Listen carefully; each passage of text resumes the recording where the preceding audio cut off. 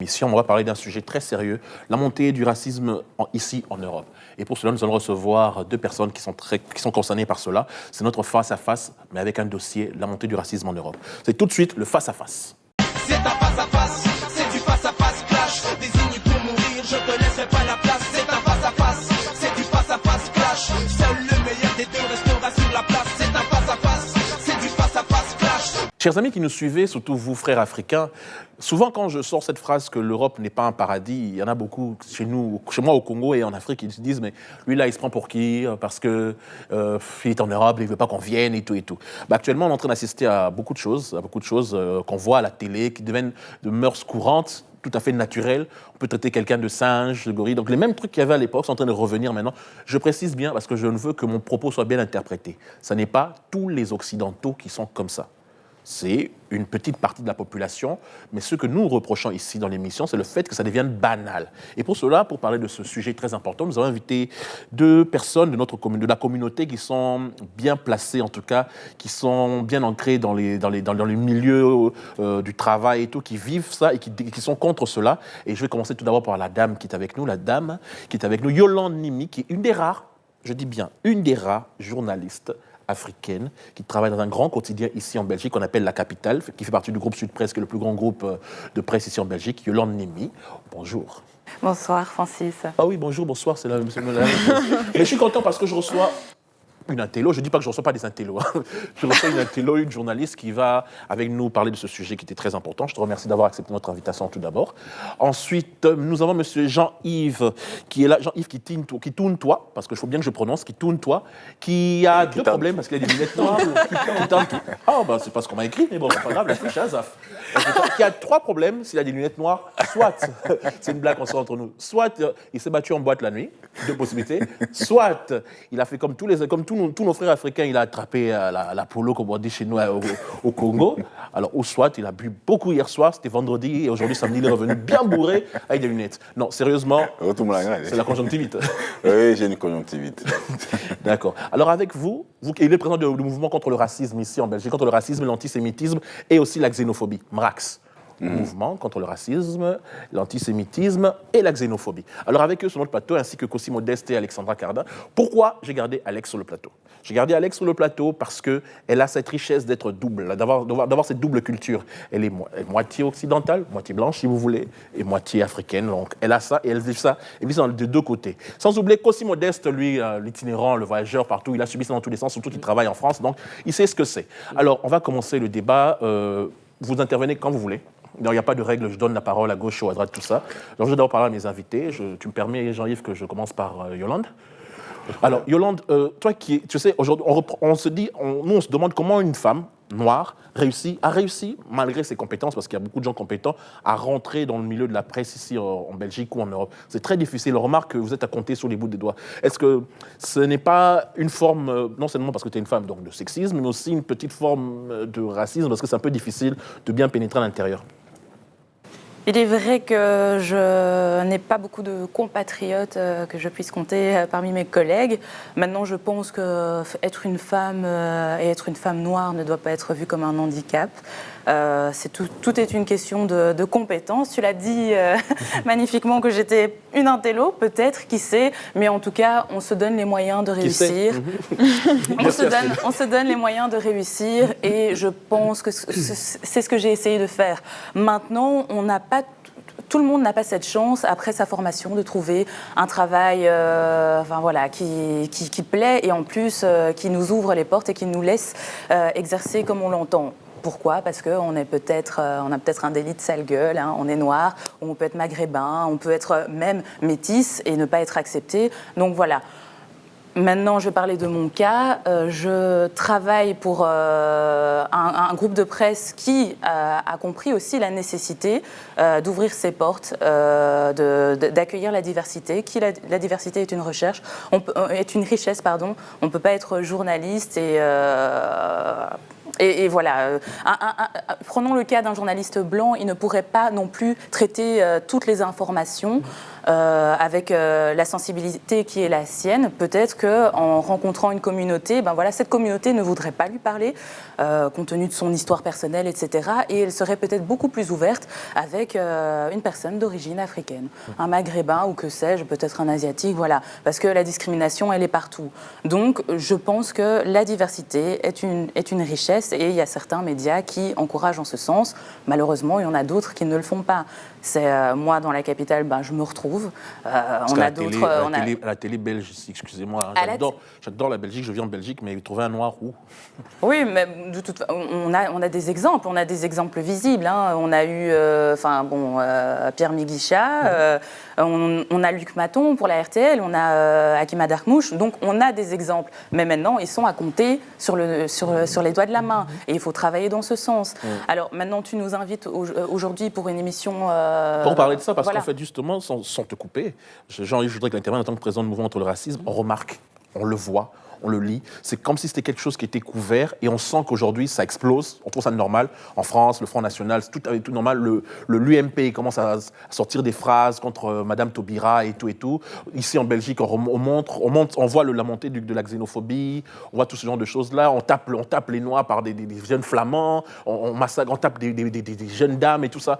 Vous pensez, c'est dû à quoi ce qui se passe par rapport aux frères? Pas seulement Noirs, hein, je dis bien même les Arabes, même les Juifs, tous ces trucs-là. C'est dû à quoi tout ce qui se passe en ce moment? Parce que c'est tous les jours, il y a une nouvelle affaire. Pour moi, il y a plusieurs raisons à cela. La première raison, qui n'excuse pas, mais c'en est une, c'est que l'Europe aujourd'hui vit dans une période de crise. On constate bien on constate la montée du chômage, on constate qu'il y a de plus en plus de difficultés à nouer les deux bouts. On peut rajouter à cela aussi le phénomène des travailleurs pauvres, c'est-à-dire qu'il y a de plus en plus de personnes qui travaillent, t'as l'homme et la femme qui travaillent, mais qui n'arrivent pas à joindre les deux bouts en fin du mois. Donc tout ça crée un climat qui est beaucoup plus difficile. Mais ça n'excuse pas, ça n'excuse en rien le fait qu'on constate la montée du racisme. Parce que moi ce que je dis toujours, c'est quoi? C'est qu'une société qui se referme est une société qui s'appauvrit. Et donc moi ce que je pense, c'est qu'il y a aussi à un moment donné une responsabilité des leaders d'opinion et des leaders politiques dans ce pays. Je m'explique. À partir du moment où on constate qu'il y a une tendance à vouloir chasser les voix de l'extrême droite, je prends par exemple la France, où on a eu avec Nicolas Sarkozy et puis qui a voulu chasser à droite pour se faire élire, voilà, ça n'a pas marché. Le fait, ça n'a pas marché pour lui, mais le problème, c'est quoi? C'est que à partir du moment où des personnalités publiques dites responsables, respectables, commencent à vouloir chasser ce genre d'électorat, à commencer à tenir des propos insultants vis-à-vis d'une partie de leur population, quelque part, ça décomplexe, si je peux dire ça comme ça, certains discours. Et quelque part, c'est comme si on ouvrait la porte à une espèce de déferlante, de haine, de propos racistes, etc., etc. Et c'est extrêmement inquiétant parce que quand on regarde la situation qui est arrivée, par exemple, à Madame Cécile Kyenge en Italie, notre ministre, j'étais extrêmement choqué. Mais plus grave encore, là je dis vraiment plus grave encore, c'est ce qui est arrivé à Madame Taubira en France, parce que là, on a eu, c'était un enfant, c'était les paroles d'un enfant. Ah oui, quand l'enfant lui a dit banane. Voilà, pour moi, c'est même encore pire parce que ça sort de la bouche d'un enfant. Et donc, c'est là qu'à un moment donné, il faut se poser les bonnes questions. Je veux dire, on constate, et ça, c'est quelque chose que je dis, c'est que si on continue à aller dans ce sens-là, on va vers la déliquescence, si je peux dire ça comme ça, de la société occidentale. Et ça, voilà, c'est une réalité. Et pour revenir à ce que vous disiez par rapport à la discrimination à l'embauche et le fait que... Oui, voilà, j'ai demandé par rapport à Yolande et à vous, comment vous qui êtes impliqué, qui travaillez dans le milieu économique, enfin dans le milieu le belge et occidental et tout ça, comment vous ne trouvez pas que c'est un peu plus difficile pour vous de faire certaines choses alors que vous êtes peut-être plus compétent que d'autres pour arriver à ce niveau-là? Mais justement, mais moi, ce que je dis toujours, c'est que... Vous pouvez intervenir quand vous voulez. Oui. Juste là-dessus, ce que je dis toujours, c'est que... moi, je dis aux personnes qui tiennent des discours un peu racistes, etc., ou qui disent « oui, mais la discrimination à l'embauche, oui, mais bon, voilà, c'est un petit truc banal, etc. » Moi, ce que je leur dis, c'est quoi? C'est que, de toute façon, que vous aimez ou que vous n'aimez pas les étrangers, ils sont là. Donc, à un moment donné... une personne d'origine étrangère qui travaille est beaucoup plus rentable pour la société qu'une personne qui est au chômage. Parce que si elle est au chômage, elle bénéficie du système, si je peux dire ça comme ça. Évidemment, je dis ça avec respect, évidemment, pour toutes les personnes au chômage. C'est pas ça, mais je veux dire, voilà, ils sont dans une voie qui ne leur permet pas de s'émanciper. Alors que s'ils travaillent, ils peuvent payer des impôts, ils peuvent contribuer au développement économique du pays.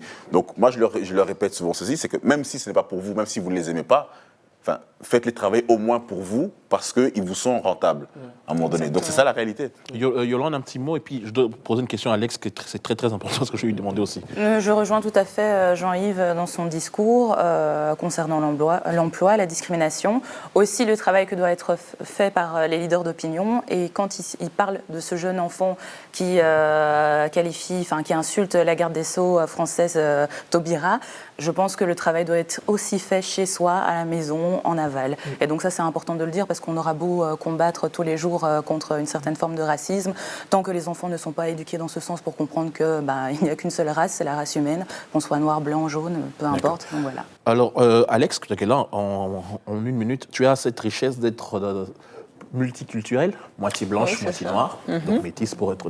Tu n'as pas souffert de ça de deux côtés, parce que c'est comme une chauve-souris, elle n'est pas un oiseau, mais elle n'est pas une souris non plus, donc forcément des deux côtés, c'est comment de vivre sous cette couverture? Souffert, je ne pourrais pas aller jusque-là, en fait. C'est vraiment un grand mot. Mais moi, ce qui me frustre le plus, en fait, c'est que je trouve que le racisme, en tout cas en Belgique, c'est quelque chose de vraiment très discret et latent, en fait, et assez subtil, en fait. Donc, il ne va pas être évident. Moi, par exemple, pour les recherches d'emploi. Donc, on va voir mon CV, je vais envoyer mon CV, on ne voit pas ma photo, on voit mon nom, très belge. Et puis, il y a souvent un petit étonnement à l'interview. Donc moi j'ai l'impression que surtout dans le domaine de l'emploi, il y a une espèce de plafond de verre. Aussi. Il y a une espèce de plafond de verre, comme ça on peut gravir les échelons jusqu'à un certain moment, mais aux postes les plus hauts, ça commence à devenir un peu difficile, même si on a les compétences en fait. Enfin moi c'est ce que j'ai constaté. Expérience personnelle. Quand tu viens de France, dis-moi, là-bas, c'est terrible. Ce qu'on explique là ne date pas d'aujourd'hui. Il faut bien comprendre ça. Moi, déjà, mon papa, à l'époque, me disait tu n'es pas différent des autres, mais on t'en demandera toujours plus que les autres. Mon papa est sorti premier de sa promotion en étant prothésiste dentaire. Il a été le dernier, alors que les premiers de la promotion, généralement, les 5 premiers trouvent du boulot. Il a été le dernier à avoir trouvé du travail parce qu'il était le seul noir. Moi, j'ai vu des photos où il était le seul noir, justement, de sa promotion. Donc, ce phénomène-là dure depuis des années. Moi, j'ai travaillé chez Air France, donc la compagnie aérienne. Pour rentrer là, il y avait des gens qui me disaient mais le fait que tu sois noir, déjà, ça t'enlève 50% de chances de rentrer chez Air France. Pourtant, je suis rentré chez Air France en pensant à tous les concours et j'y suis arrivé. Et je pense que souvent, il y a aussi ce phénomène quand on arrive quelque part et c'est là aussi où il faut travailler peut-être plus que les autres, mais ne pas voir le mal partout. Aujourd'hui, il devient banal. Avant, il a toujours existé, attention, c'est quelque chose qu'il faut bien comprendre. Il a toujours existé, mais aujourd'hui, ça devient banal. Et c'est vrai que quand je suis rentré chez Air France, des fois, j'avais des collègues qui faisaient des blagues. « Oh tiens, t'as vu les Noirs avec leurs valises ?» Saga africaine, musique africaine. Voilà, mais toi, t'es pas comme les autres. Et je leur disais non, je suis comme les autres. Simplement, je pense que comme on disait par rapport aux enfants, cette éducation qu'on doit donner aux enfants, mais est-ce que c'est pas les parents d'abord qu'on doit éduquer? C'est comme le phénomène des bandes urbaines dans les quartiers. Je peux intervenir, il n'y a pas de problème. Je disais simplement, juste pour finir là-dessus, souvent, moi, mon papa, il me disait 22h à la maison, c'était pas 22h01. C'est-à-dire que quand j'arrivais à 22h01, tu t'en prenais une, je peux te dire que la semaine d'après, tu arrivais à 22h00. Donc, est-ce que d'abord, avant ce phénomène-là, ne vient pas déjà des personnes, peut-être comme tu disais, à des hautes sphères, qu'on doit d'abord éduquer avant d'éduquer ceux qui sont en bas? Alors, juste parce que les télés, c'est du temps, c'est de l'argent, on a introduit en fait ce sujet, parce qu'on en a parlé toute l'année, ça a marqué l'année, en tout cas, cette montée de racisme.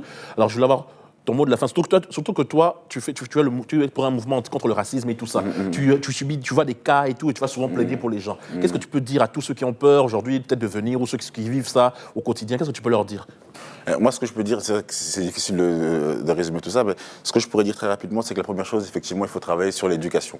Donc, raison pour laquelle, au MRAX, on plaide pour pouvoir avoir dans l'enseignement des cours d'histoire des immigrations, pour que les gens puissent comprendre aussi à un moment donné que s'il y a des Congolais en Belgique, c'est qu'il y a une histoire. Donc qu'on puisse un peu revaloriser tout ça. il faut évidemment aussi travailler sur les parents. Il faut les sensibiliser et que c'est quelque chose qu'il ne faut pas arrêter parce qu'on a parfois tendance à dire oui, mais bon, on n'est plus dans les années, d'esclavage, etc. Non, mais aujourd'hui c'est beaucoup plus latent, comme ça a été dit par Mawazine ici. Et puis je terminerai là-dessus. Oui. C'est que tu l'as très bien dit, c'est que il y a parfois ce discours de dire tu n'es pas comme les autres. Et donc moi je pense qu'il y a quelque chose aussi dans notre subconscient qu'il faut arrêter de penser, c'est que il faut arrêter de penser que il n'y a de la place que pour un seul noir. S'il y en a un qui réussit, il faut pouvoir faire réussir les autres. Parce que, et je termine là-dessus, vous avez parlé tout à l'heure du cas de Madame Assita Kanko, quand elle va refuser le fait qu'on mette une place Lumumba à XL, je suis désolé, mais en tant qu'Africaine, c'est honteux et c'est scandaleux. Et ça n'aide pas justement à valoriser notre histoire. Merci en tout cas Jean-Yves. Je vais terminer avec Yolande. Un dernier mot par rapport à cela, surtout que tu es une des rares, comme j'ai dit, à compter sur la main, qui fait partie des médias belges aujourd'hui. Un dernier mot par rapport à ce sujet. Ce n'est pas la dernière fois que je vous invite, tous les deux, parce que vous savez que la télé, c'est bien carré. Mais le mot de la fin, ça serait j'espère en tout cas que je ne serai plus parmi les rares et qu'il y en aura beaucoup d'autres comme moi. J'espère en tout cas que tu garderas ton poste. Juste aussi. une question. Est-ce que, sans citer de nom, est-ce qu'il y a des médias aujourd'hui où réellement il n'y a pas cette visibilité de la diversité aujourd'hui parce que la capitale, comme tu disais... Sud Presse, oui. Et puis bon, moi, j'ai cité des journalistes d'RTL, c'est Télé Bruxelles, des chaînes concurrentes, on en a vu, des Africains émerger en tout cas pas plus à la parce qu'il faut télévision. juste faire la diversité et autre chose. Non, honnêtement, il y a de la place et il ne faut pas penser parce que je n'ai pas vu un frère, un compatriote à ce poste-là, je ne pourrais pas. Donc voilà, il faut aussi oser. Oser et se donner les moyens. En tout cas, je vous remercie tous les deux d'être venus sur notre plateau pour parler de ça. Je sais que c'est pour l'invitation. Merci Francis. La prochaine fois, en 2014, on essaiera d'en parler plus. En tout cas, je vous remercie. Mouvement contre le racisme, l'antisémitisme et la xénophobie. Madame Yolande Nimi, qui est notre seule représentante au journal La Capitale. Merci en tout cas d'être venue aujourd'hui. Merci à vous. Jean-Yves.